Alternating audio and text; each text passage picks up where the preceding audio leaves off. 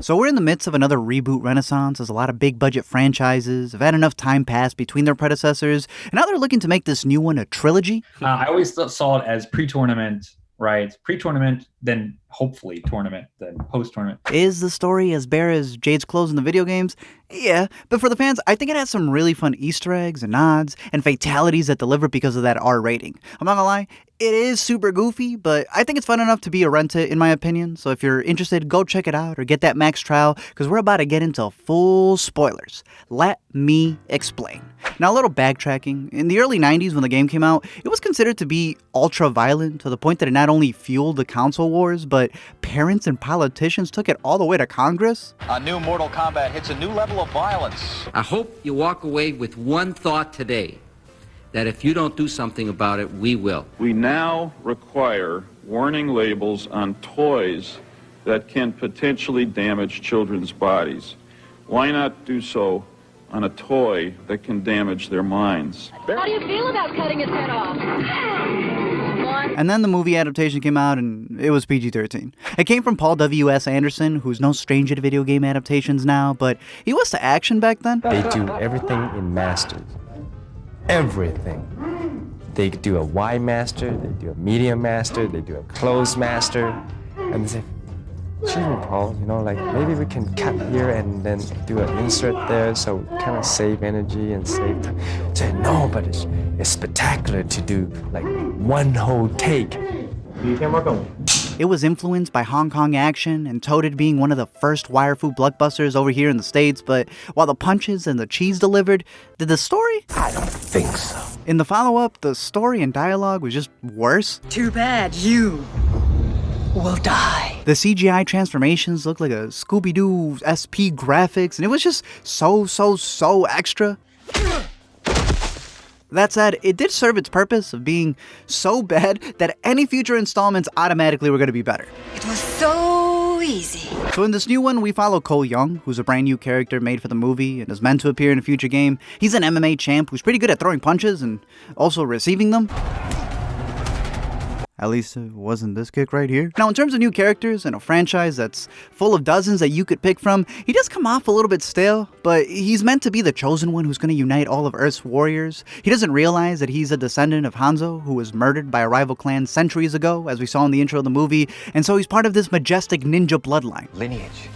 I'm an orphan from the south side of Chicago. The hell you are. That's why Sub-Zero starts going after him, along with everyone who has these matching video game marks on their body, because he's trying to take out all of Earth's mightiest heroes and fighters. He's played by Joe Taslim, who, if you don't know, is an absolute legend. He's killed it in The Raid, which I'm always praising. He did his thing in Fast 6, and I highly recommend turning off this video, going over to Netflix, and experiencing him in The Night Comes For Us.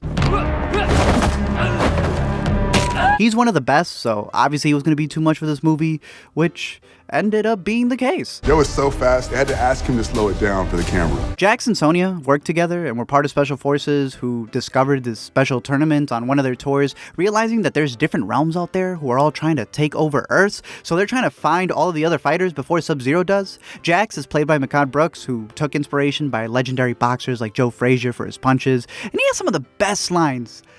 But he also has some of the worst whoopings. There's a shot where Sub-Zero freezes his arms and then just snaps them. It was fire, cold, but luckily he gets his revenge when he gets his robo-arms and he just straight juices Raiko later on. Sonya doesn't have a marking like the rest of them, so she spends the entire movie figuring out a way to get them, realizing that if she takes down another warrior, she'll be able to get hers. Who are you? It's Kano. Kano. Man, I don't know who that is. She makes a compromise with Kano, who she had captured, so he can also continue spitting his one-liners throughout. But you know that decision is going to boomerang back to hurt them. They magically find Liu Kang in the desert, and he takes them to Raiden, who's looking to gather the best warriors, so Shang Tsung doesn't take over the entire human race, and so that WB can get more sequels. And they start training with Kung Lao in order to help unleash their powers. And they all just come off like gamers just smashing buttons on the control. The thing is, sometimes they're not even like connecting on the kicks, it seems. They got Kano KOing himself before he's even touched. I understand there was COVID protocols, but y'all just can't social distance these kicks. That said, everyone spams the sweep so much that you just know that they were clearly going at it for the fans. And the sweep the super cheap sweep that everybody hates. When it comes to the effects, whenever they were in motion, in the air, I thought they looked pretty decent. You know, there's even that bit where Sub-Zero gets a nice slashing, ices it to create a bloodsicle blade, and that had me going.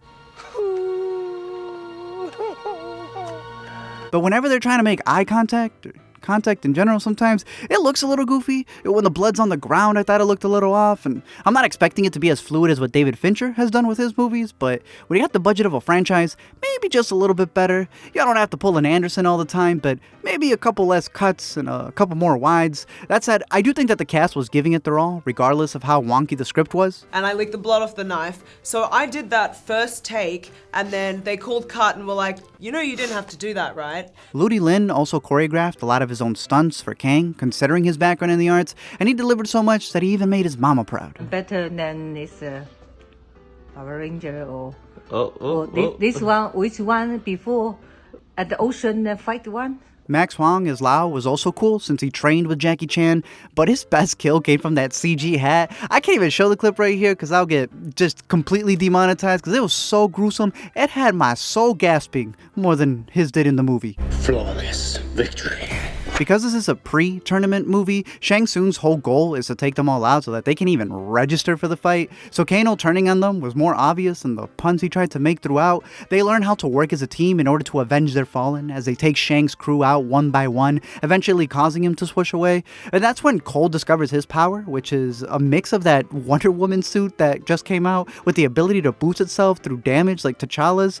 It was Cole's wife who must have already been wearing armor, because not only did she take a hit from Goro Banner over here, but even survived being frozen below Sub-Zero. The best character in my opinion was Hanzo, especially when he comes back from hell as Scorpion, because I got 2 banderas out of me. Is it fully earned? But his intro was so badass and they delivered on the fan service that I couldn't help but get lost in that final fight. He's a man of little words, but he still says a lot. I don't like the way English tastes on my tongue. Honestly though, if this was supposed to be the pre-movie, then it should have all been in Japanese in my opinion. And in that time period, to cover that side of the story, not just brush over it, that might have been damn near a combo price since it would have truly fleshed out the story like they claimed they wanted to. It would have felt more like a cinematic universe full of characters rather than what feels like a teaser for a franchise of installments to come. I want to see more of that bloodline of warriors explored. You're an established franchise, so you can take the time to explore these realms and not overstuff it with fighters so that each of them get their shine. And if you're going to introduce a new character, give his family and him a little more personality so that they don't come off as punching bags. Overall, it is a decent intro to this franchise that they're trying to rebuild, and I truly think that they scored a good cast. They just need to spruce up the script a bit, flesh out these roles, keep it rated R, and WB will get people to. Get over here! Thank you guys for checking out this video. I'm curious to know your thoughts down below in the comments section. I know the games have an extensive lore at this point, so there's a lot that they can pull from and definitely a lot more that they could cover. But I found it interesting that this one was produced by James Wan, so I'm curious to see if he's going to tackle a future one, or who you're curious to see for them to bring in and direct. Who you're curious to see as Johnny Cage. I personally believe that Scott Adkins has been working his entire life and he deserves a big role. It should go to him. I'm rooting for him to get it, but if they do go for someone who's like a bigger name, which I don't really want him to, but if it is going to be someone who's prolific, I'd rather be Keanu. I know that's someone that they've been throwing out there a lot. That'd be dope to see, but I'm curious to know your thoughts on there. What you thought about this movie? Did you like it? Did you not? Did you prefer some of the other ones? Which one's your favorite game? Who's your go-to fighter? All that stuff down below in the comment section, and anything else that you want to see us cover. And until next time, don't forget to comment, like, and subscribe, or you'll face a fatality.